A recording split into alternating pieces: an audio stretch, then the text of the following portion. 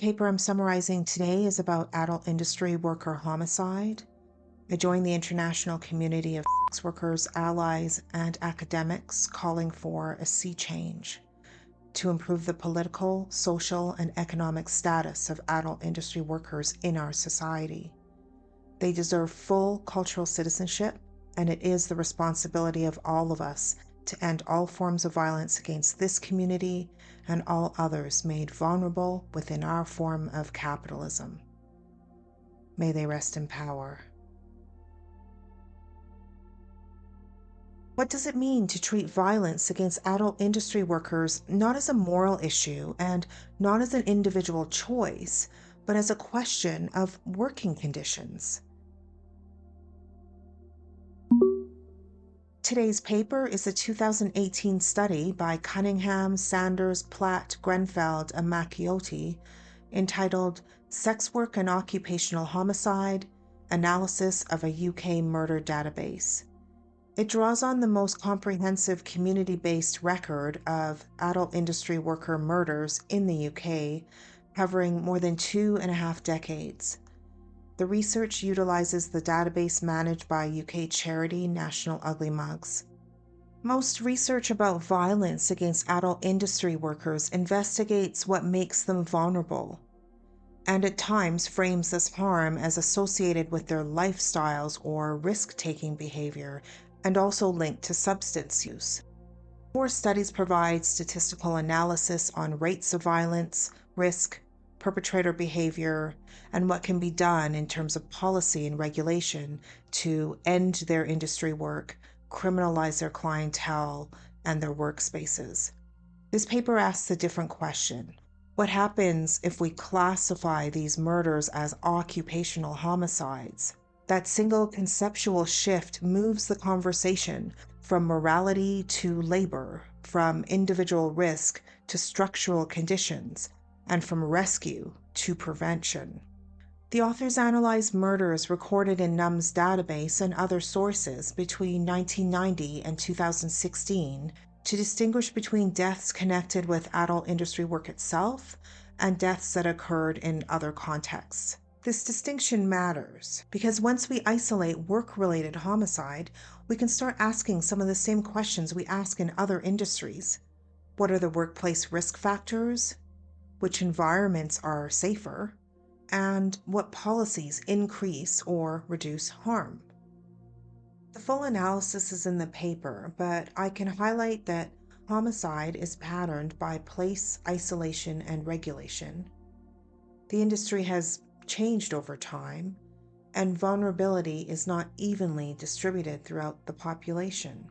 The paper also tracks a shift in where murders occur alongside technological and market changes in adult industries. And crucially, it identifies a growing population of murdered workers with migrant backgrounds in more recent years. So, through an occupational lens, it's not only about locating risks, it's about who is left to work in the most dangerous conditions and why. The UK's quasi-criminalised legal framework means that many basic safety strategies used in other sectors are legally constrained. For example, working with others, hiring security, or operating from shared premises. In this way, the paper associates homicide risk with labor regulation, a topic that deserves public debate. In England and Wales, selling sex itself is not illegal, but many of the activities that make working safely possible are criminalized. Street solicitation, curb crawling, and working together from the same premises can all lead to prosecution. This means that the law does not criminalize the act of selling adult services, but it criminalizes the conditions that enable collective safety. The study also situates adult industry homicide with broader homicide research that investigates who commits these crimes, if and how these cases are ever solved, and the role of repeat offenders, not to sensationalize the issue, but to identify patterns that can lead to homicide prevention. This paper makes important contributions in terms of where homicide risks among women in adult industries sit in comparison to women working in other occupations. And even with the limitations in available labor force data on this population, what researchers found is disturbing and stark. In my previous video on digital labor, we saw how adult workers confronted risks to their safety in online spaces.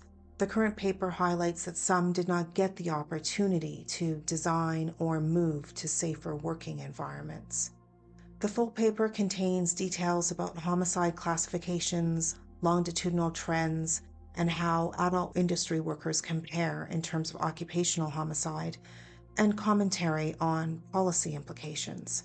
It is essential reading for those working on violence and homicide prevention, labor rights, migration, and adult industry law reform.